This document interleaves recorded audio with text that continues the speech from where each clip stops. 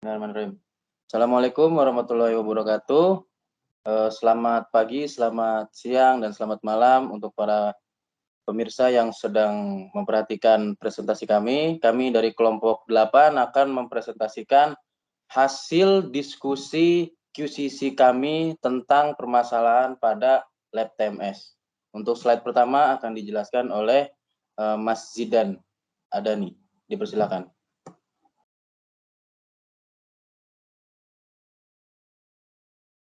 Baik, terima kasih Mas Ferdika. Di sini untuk QCC dari Telur Group dengan struktur organisasinya seperti ini, dikoordinatori oleh Pak Rahmat Setiawan, dan untuk fasilitator kami karena masalah kami berada di lab TMS atau Time Motion Study. Jadi kita memilih fasilitator, ada Bu Nancy Yuselin, dan untuk ketua sendiri ada saya, Febrian Zidanadani, dan untuk kru saya ditemani oleh 4 teman saya, yaitu ada Gali Ramadan, Ferdi Karyansa, Ibrahim Anton, dan Jimmy Yosef Manurung. Ya, selanjutnya ada activity plan dari jadwal QCC kami. Yang pertama ada menentukan tema dengan plan minggu ketiga di bulan September. Dan secara aktual juga kami melaksanakannya di minggu ketiga bulan September dan minggu keempat bulan September. Lalu yang kedua ada menetapkan target dengan rencana di minggu keempat bulan September, dan secara aktual kami melaksanakan juga di minggu keempat bulan September. Lalu ada yang step ketiga yaitu analisis kondisi yang ada dengan rencana aktivitasnya di minggu keempat bulan September dan minggu pertama bulan Oktober. Lalu untuk aktual pelaksanaannya dilaksanakan pada minggu pertama bulan Oktober dan minggu kedua bulan Oktober. Yang step keempat ada analisis sebab akibat yang kami rencanakan di bulan Oktober minggu ketiga dan minggu keempat bulan Oktober. Lalu untuk aktual pelaksanaannya kami laksanakan di bulan Oktober minggu keempat. Step kelima ada rencana penanggulangan yang dimana rencana aktivitasnya di bulan November minggu pertama dan bulan November minggu kedua. Dan untuk aktual pelaksanaannya kami laksanakan di bulan November minggu ketiga dan minggu keempat bulan November. Untuk step keenam ada implementasi yang kami rencanakan di bulan November minggu ketiga, bulan November minggu keempat, dan bulan Desember minggu pertama. Dan untuk aktual pelaksanaannya kami laksanakan start di bulan November minggu keempat, bulan Desember minggu pertama, bulan Desember minggu kedua, dan bulan Desember minggu ketiga. 7 ada evaluasi implementasi yang direncanakan di bulan Desember minggu kedua dan bulan Desember minggu ketiga. Dan untuk aktual pelaksanaannya kami laksanakan di bulan Desember minggu ketiga. Lalu untuk step terakhir atau step ke-8 yaitu perbaikan dan keberlanjutan kami rencanakan di bulan Desember minggu ketiga, dan untuk aktual pelaksanaannya kami rencanakan di bulan Desember minggu keempat. Untuk slide selanjutnya akan dijelaskan oleh Mas Gali.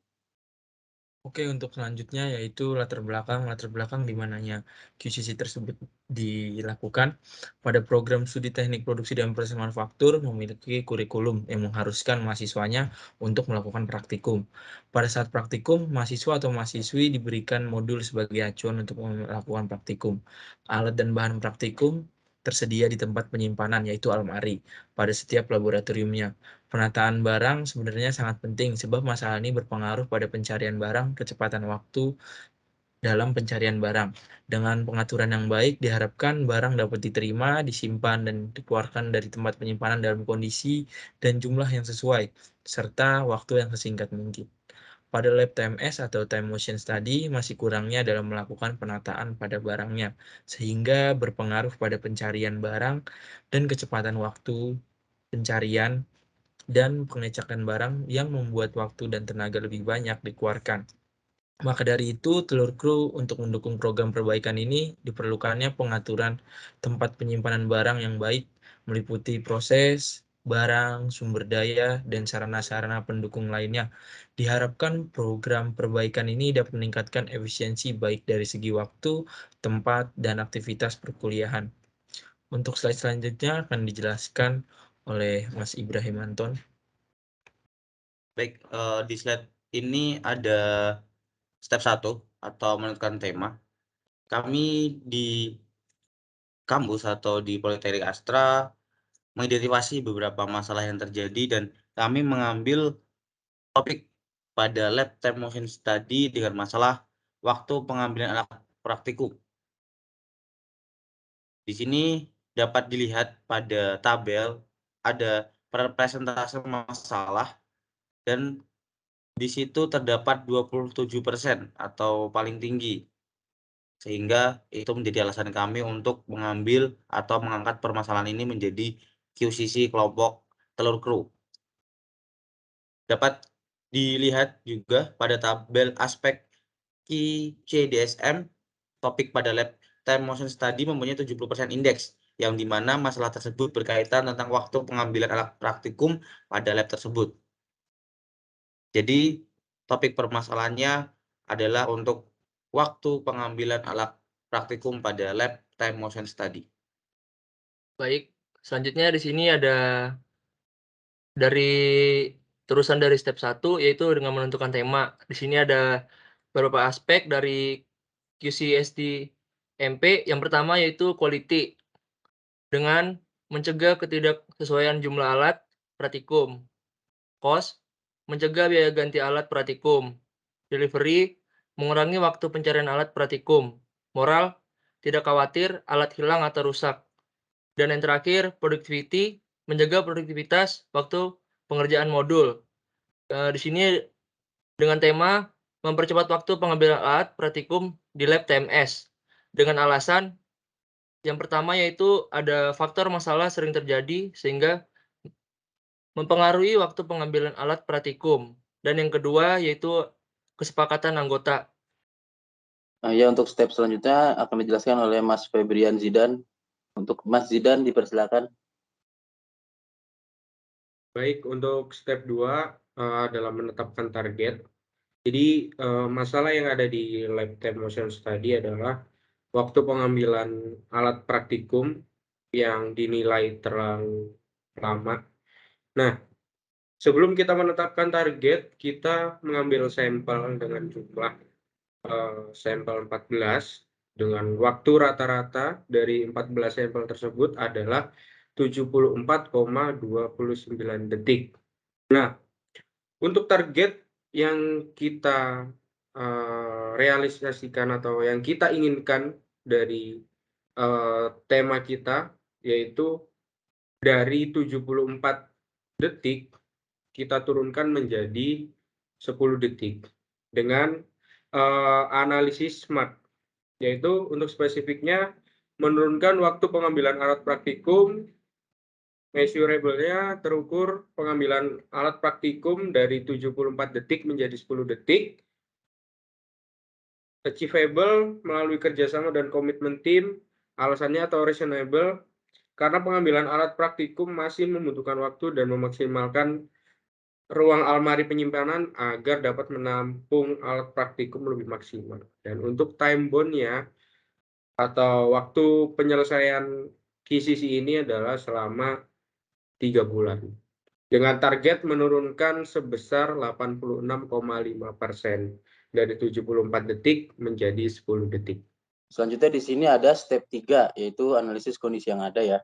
Jadi dengan target penurunan waktu dari 74 detik menjadi 10 detik, ternyata terdapat 3 faktor masalah yang terjadi pada lab TMS tersebut. Nah, untuk faktor pertama atau A1 yaitu alat praktikum rusak. Dan yang faktor kedua atau A2 alat praktikum tidak sesuai marking. Dan untuk faktor ketiga atau A3 alat praktikum hilang.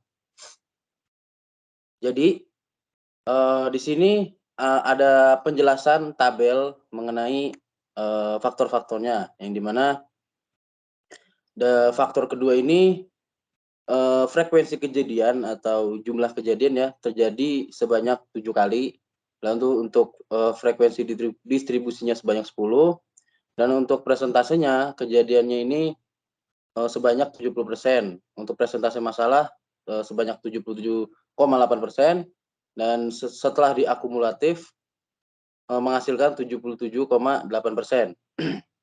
Untuk faktor pertama, frekuensi kejadiannya berjumlah 1, frekuensi distribusinya berjumlah 10, presentase kejadiannya menghasilkan 10%, untuk presentase masalahnya 11,1%, dan akumulasinya sebesar 88,9%. Untuk faktor ketiga, frekuensi kejadiannya 1, frekuensi distribusinya 10, presentase kejadiannya 10%, presentase masalahnya 11,1%, dan untuk presentase kumulatifnya sebesar 100%. Dan untuk jumlahnya dari faktor A2, A1, dan A3 berjumlah 9. Dan untuk persentasenya senilai 100%. Jadi pada grafik tersebut, faktor masalah yang sering terjadi adalah alat praktikum tidak sesuai marking ya, yaitu faktor kedua. Faktor tersebut mempengaruhi pengambilan alat praktikum.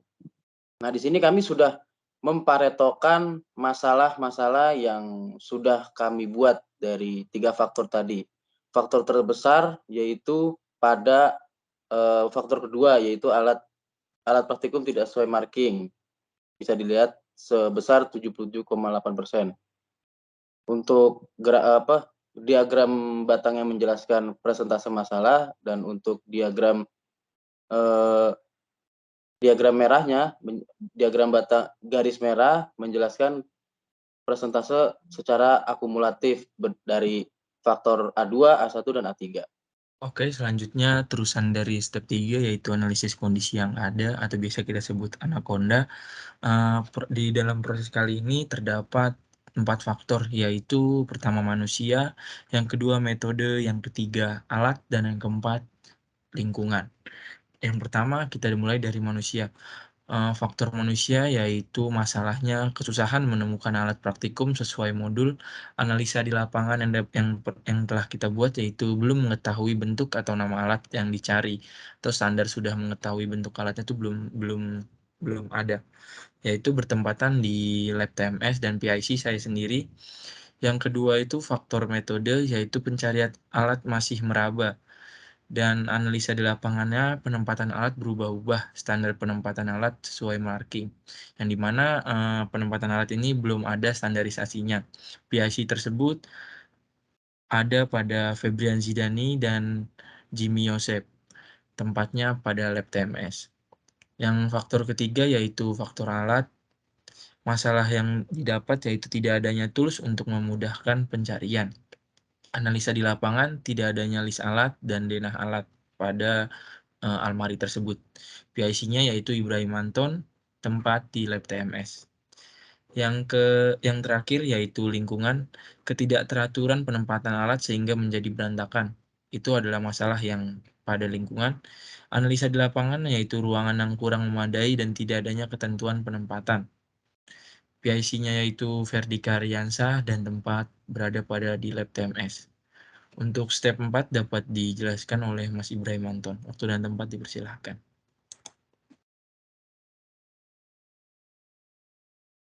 Oke, baik. Pada step 4 ini ada analisa sebab akibat atau anasiba. Di sini kami menggunakan fishbone diagram atau diagram tulang ikan. Dengan kita mengambil dari beberapa hal. Yang pertama ada metode. Y pertama adalah penempatan alat berubah-ubah. Lalu kita tarik lagi menjadi permasalahan yang kedua ada karena tidak adanya standar penempatan alat. Lalu kita tarik lagi permasalahan karena tidak adanya list layout alat praktik. Lalu pada environment itu permasalahan pertama adalah ketidakteraturan penempatan barang. Ketika kita tarik lagi Y-nya, kenapa yaitu karena tidak ada ketentuan penempatan. Lalu ada juga permasalahan belum ada cukup ruang dan ketentuan penempatan. Lalu permasalahan adalah ruang yang kurang memadai untuk barang-barang yang ada. Lalu dari segi tools, permasalahan pertama adalah pencarian barang masih secara manual. Ketika kita tarik lagi permasalahannya adalah karena tidak adanya tools untuk mencari barang. Lalu kita tarik lagi permasalahan jadi karena tidak dibuatnya tools. Jadi tidak ada pembuatan tools untuk mencari barang praktikum di lab TMS. Lalu di bagian metode, permasalahan pertama yang muncul adalah pencarian alat praktik yang masih meraba. Lalu ketika ditarik lagi permasalahan dari tersebut adalah belum adanya informasi mengenai peletakan barang. Ketika kita tarik lagi, kenapa? Karena tidak adanya marking pada lemari atau tempat penyimpanan alat praktikum di lab time motion study. Lalu dari segi atau manpower-nya, itu muncul permasalahan, yaitu kesulitan menemukan alat praktik. Kenapa kesulitan menemukan alat praktik? Karena belum mengetahui bentuk dari alat praktik yang akan dicari atau yang akan digunakan. Kenapa belum mengetahui? Karena tidak adanya informasi yang tersedia. Jadi untuk yang praktikum atau yang menggunakan alat praktik tersebut tidak memiliki informasi atau tidak ada yang menginformasikan bagaimana sih alat-alat yang akan dia gunakan. Nah, dengan beberapa aspek tersebut menghasilkan permasalahan yaitu waktu pengambilan alat praktikum sebesar 74 detik per mahasiswa. Jadi itu adalah analisa sebab akibat dengan fishbone diagram. Selanjutnya dari Mas Jimmy, silahkan dilanjut.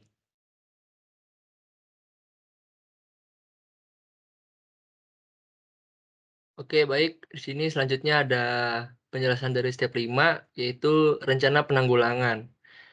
Di sini dari rencana penanggulangan ada beberapa faktor, yaitu ada 4. Yang pertama manusia, metode, alat, dan lingkungan. Di sini penjelasannya menggunakan 5W1H.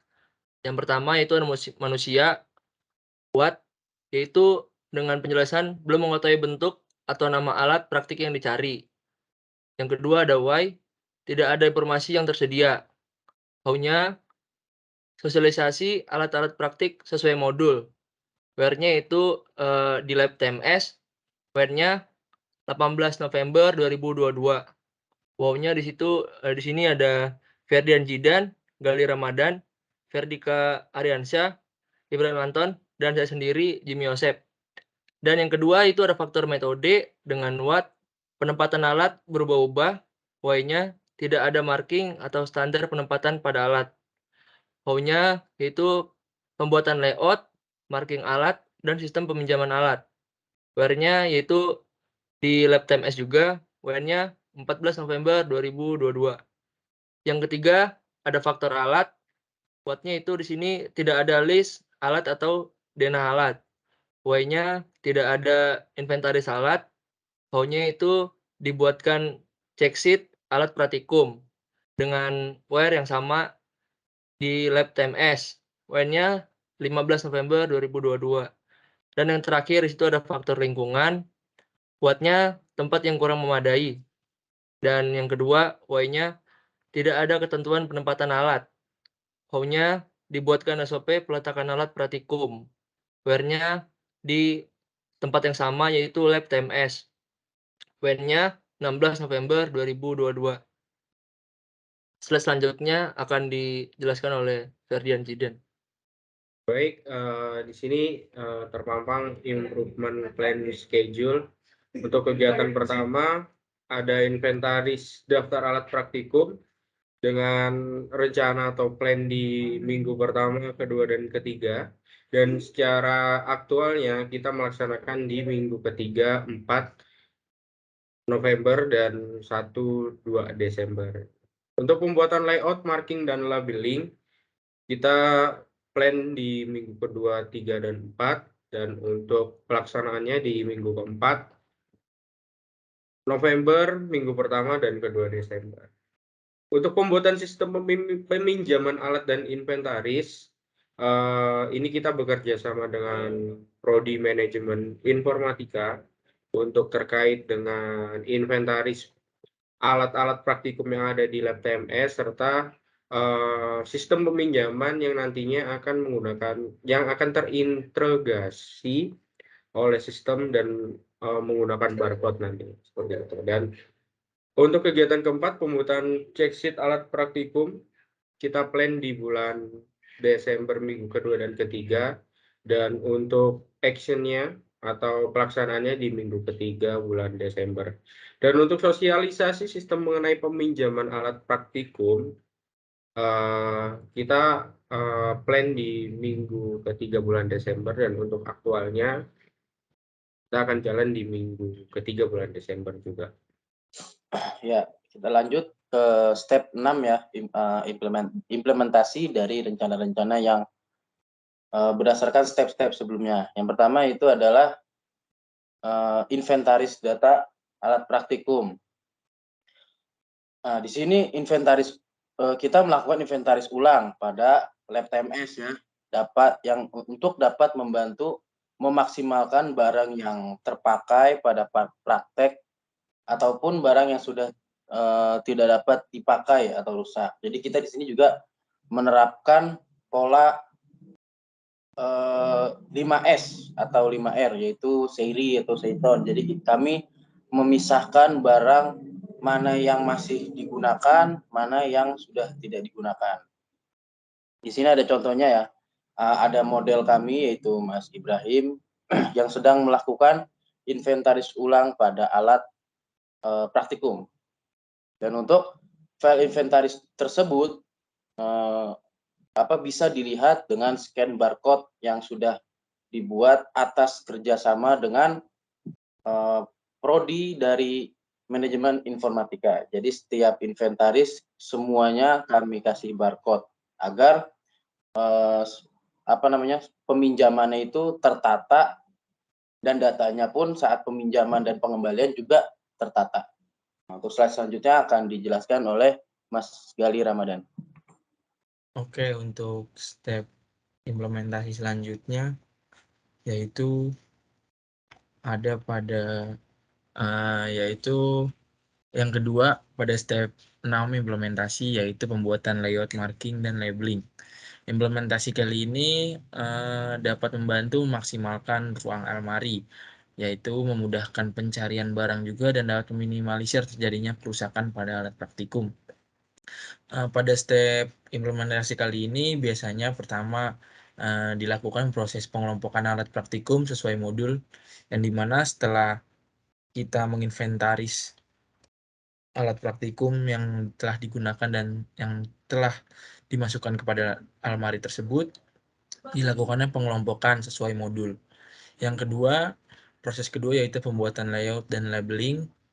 Pembuatan layout dan labeling disusun oleh Gali Ramadan dan Febrian Zidan, dan pengelompokan alat praktikum sesuai modul tadi dilakukan oleh Ferdika Ariansyah. Untuk implementasi layout, labeling, dan marking dilakukan oleh Jimmy, Febrian Zidan, dan saya sendiri. Untuk step selanjutnya akan dijelaskan oleh Mas Ibrahim Anton.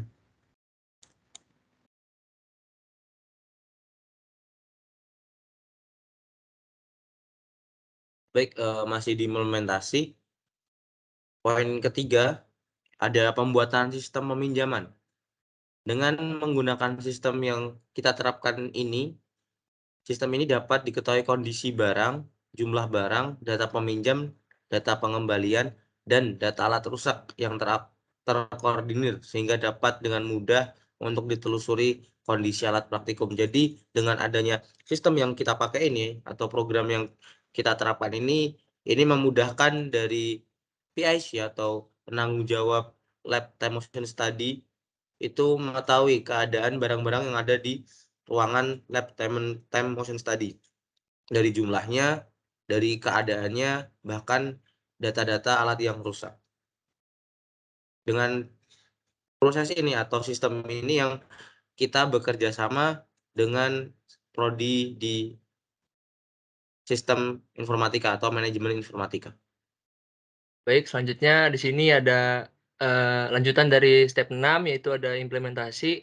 Di sini kita menggunakan pembuatannya dengan sistem aplikasi yaitu untuk sistem peminjamannya.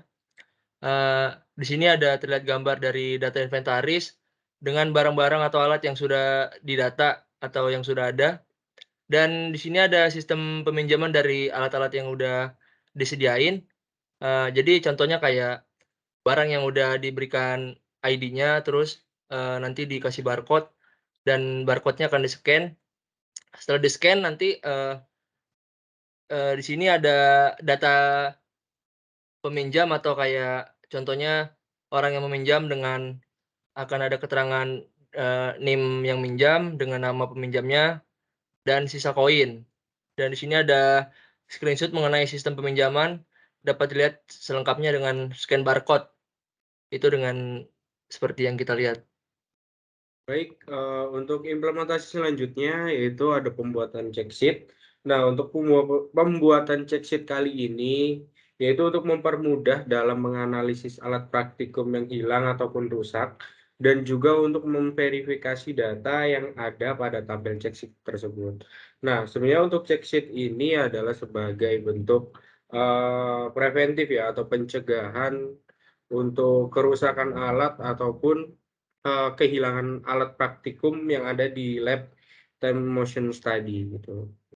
Seperti salah satu contoh di nomor 1 adalah memastikan alat praktikum modul 2 lengkap dan dalam kondisi yang tidak rusak. Nah, nantinya untuk check sheet ini akan diisi setiap harinya oleh mahasiswa yang berada di atau sedang praktek di lab tersebut. Dan untuk pengisiannya adalah ketika peminjaman awal dan ketika pengembalian.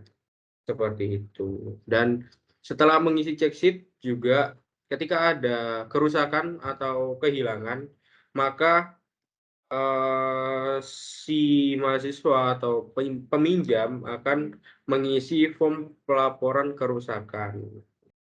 Ada contohnya seperti di samping kanan. Ya, baik. Step untuk kelanjutan dari implementasi yaitu ada sosialisasi sistem yang diimplementasikan.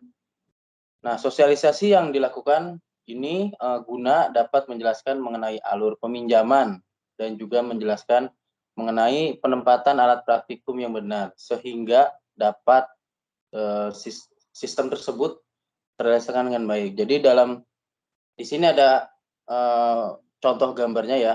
Jadi dalam satu lemari tersebut sudah di layout tempat-tempatnya sesuai dengan yang sudah dilakukan ya, layout tools-toolsnya yang sudah disesuaikan layoutnya. Nah, pada saat mahasiswa ingin atau orang lain lah yang mungkin ya khusus untuk mahasiswa lah ya. Jadi pada saat mahasiswa lain ingin meminjam tools inventaris di lab TMS, dia harus mengisi dulu data diri dalam aplikasi yang sudah kita buat tersebut. Nah, setelah sudah mengisi, nanti dalam lemari tersebut akan otomatis terbuka untuk peminjaman alatnya. Nah, sebelum alat tersebut dibawa, wajib di-scan terlebih dahulu untuk memasukkan datanya agar terinput sedang dipinjam itu datanya.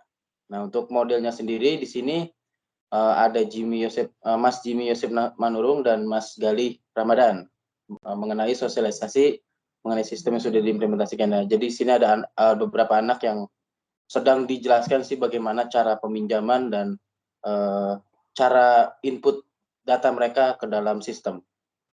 Untuk slide selanjutnya akan dijelaskan oleh Mas Gali Ramadan.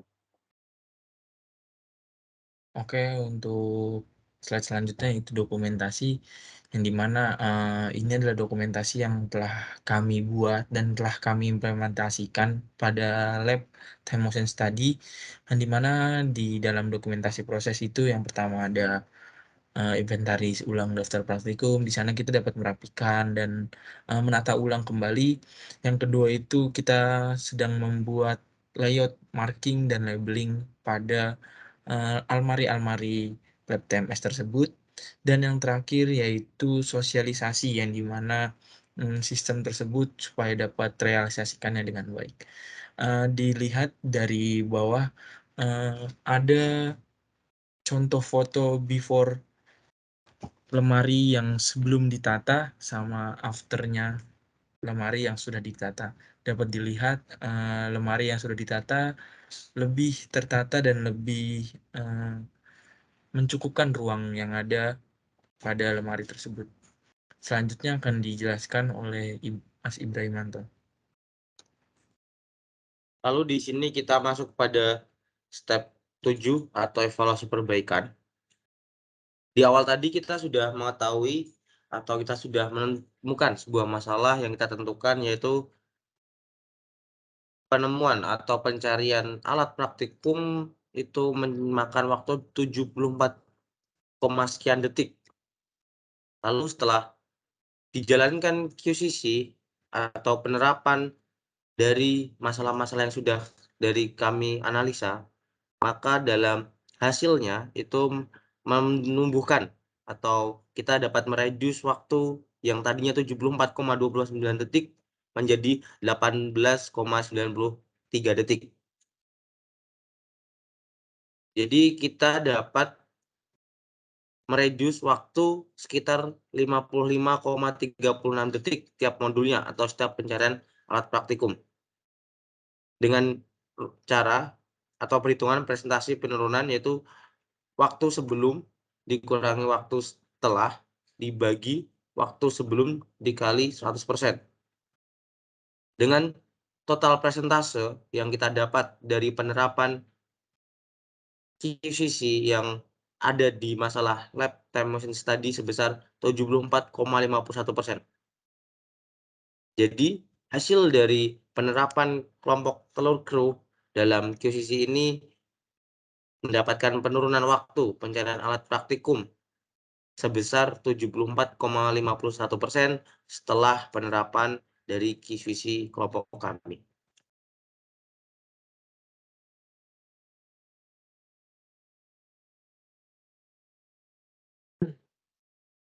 Baik, yang terakhir di sini ada penjelasan dari step 8, yaitu ada standarisasi. Di sini dapat dilihat kita akan melakukan chat-sheet harian dari beberapa 11 kegiatan. Di sini kita melakukan chat-sheet harian, yaitu kayak contoh kita melihat kondisi alat yang sudah dipakai atau sebelum dipakai. Jadi kita tahu bahwa barang ada yang hilang atau tidak dan ada yang rusak atau tidak. Di sini ada form pelaporan untuk kerusakan alat. Di sini ada tanggal dan ada pelaporannya. Selanjutnya di sini ada keterangan. Dan akan yang di bawahnya itu ada di sini ada dibuat oleh siapa. Contohnya kayak alatnya dirusakin oleh yang bersangkutan dan diterima. Dan di sini ada data barang dan standarisasi mengenai 3 hal, yaitu ada yang pertama cek harian, ada form pelaporan kerusakan, dan yang terakhir di sini ada sistem peminjaman dan inventaris alat praktikum. Mungkin ini adalah step terakhir dari kelompok telur kru. Sekian dari kelompok kami.